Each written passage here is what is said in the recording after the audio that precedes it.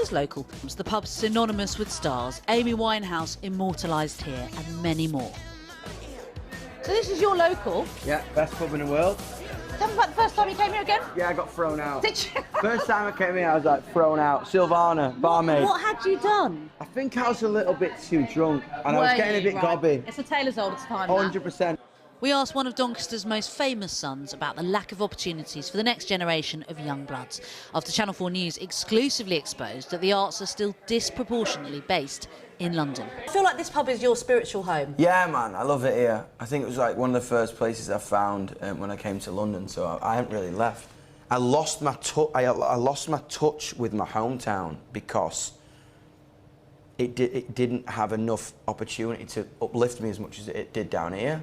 So a lot of people initially in my career didn't know I was from Doncaster, who thought I was from London, especially in America. They'll be on the radio being like, "Oh, you're from London," and I'm like, "Nah, I'm way." Did the accent not give you away? Nah, I think internationally it doesn't matter. You know what I mean? Because I think I just sound British, don't I? We all just sound like Dick Van Dyke. Exactly, that's it. I love.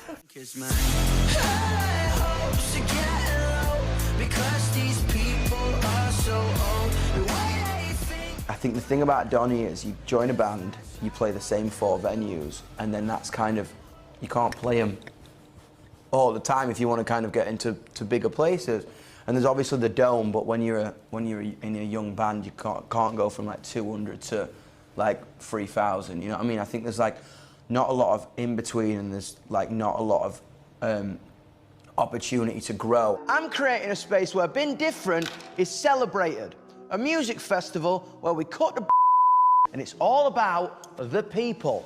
So Yungblud is starting his own festival this summer for the masses in Milton Keynes, with cheaper tickets after the rock star found the festival circuit had just become too expensive for fans. I feel like it's got really corporate and really sterile and really privileged. I think I was in America and I was like, we played Coachella and it was like 800 quid for a ticket and it made me feel sick. We've worked with Tickets for Good to be able to provide free tickets for people with low income, because I genuinely believe the whole point of this festival is to set a precedent that music is for everybody. When Yungblud first burst onto the scene in 2017, he says record labels tried to steer him off talking politics, but he hasn't taken much notice. I genuinely believe arts cannot be cut from schools as much, and arts cannot be cut from universities as much. I believe music should be for everyone.